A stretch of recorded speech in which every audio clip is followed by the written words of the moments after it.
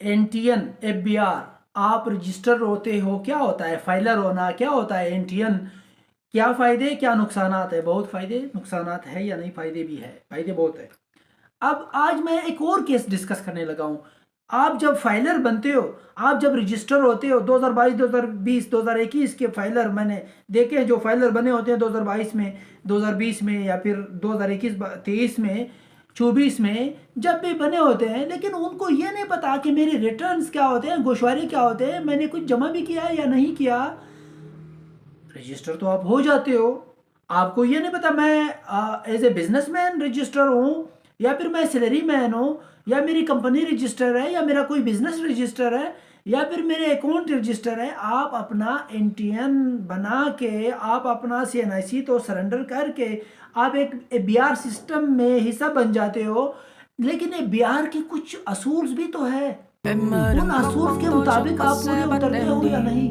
आपने एक जिम्मेवार शख्स से, एक जिम्मेवार सिस्टम से आपने वो काम, वो रजिस्ट्रेशन फाइलर होना किया है या नहीं किया?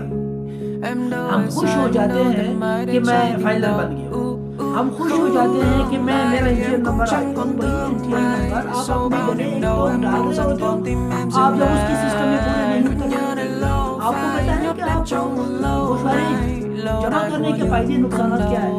अब मैं अपने एक दो केसेस बयान करता हूँ।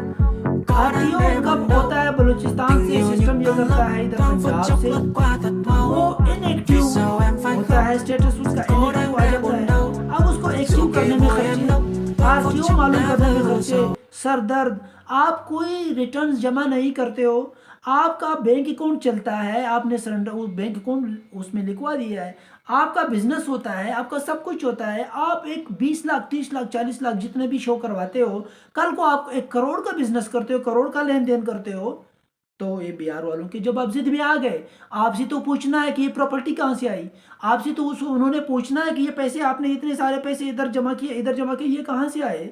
आपसे उसने पूछना है कि आपके घर में फ्रिज भी कहाँ से आया, आपके पास ये गाड़ी कहाँ से आई, आपने शो तो नहीं कराई।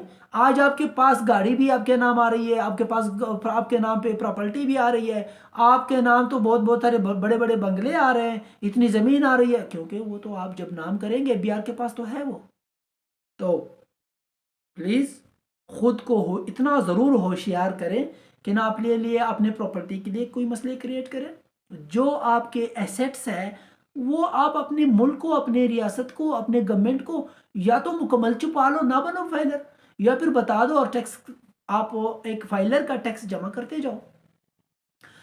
आप एक बार फाइलर बन जाते हो, आपने जितने भी मलकियत की आपने शो कराई, एक बार आपको टैक्स देना होता है।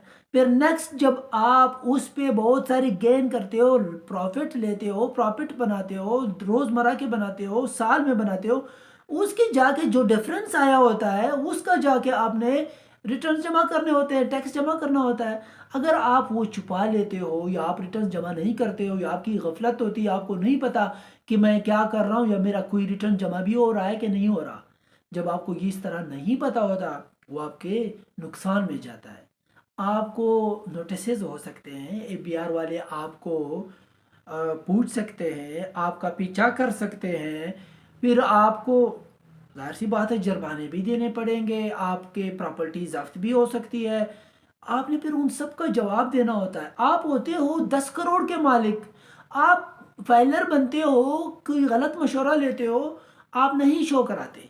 तो जब आप अपनी प्रॉपर्टी छुपाते हो, अपने पैसे छुपाते हो, अपना बिजनेस छुपाते हो, कल को वही बिजनेस करते हो। देखिए, आपने पहले शो कराया कि मेरे पास 20 लाख है, अब है आपके पास 20 करोड़, तो कल को तो आपने उन 20 लाख से तो अब तो छुपा लिया, इंडियन तो आपका बन गया। 20 लाख की बजाय 20 करोड़ का आप लेन देन करते हो। आपके पास 1 करोड़ की गाड़ी होती है, आपके पास 2 करोड़ का घर होता है, लिखवाया आपने कुछ नहीं होता। मेरे बिहार वालों ने आपके नाम जो जो है वो तो उन्होंने फॉलो करना है, वो तो इंक्वायरी करनी है, उन्होंने आपसे पूछना है, फिर आपने उस सब के सबूत देने हैं कि ये प्रॉपर्टी मुझे कहाँ से आई, ये कहाँ से। इमरान खान, नवाज शरीफ, जरदारी वगैरह एक एक घड़ी के जो है जाके सबूत पेश नहीं कर सकते। यही है बिहार सिस्टम है। तो लाइक ना ले, आप एक जिम्मेवार सिस्टम से आप फाइलर वाला काम करवाएं। वकीलों से आप मशवरे लें, इस सिस्टम में अपने लीगल एडवाइज़र रखें।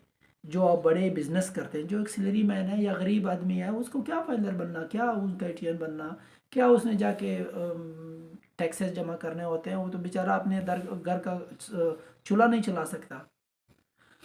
Best of luck. अल्लाह आप सबको होशियार, अपने राइट्स और ड्यूटीज़ का अल्लाह करे आपको तौफीक को पता हो।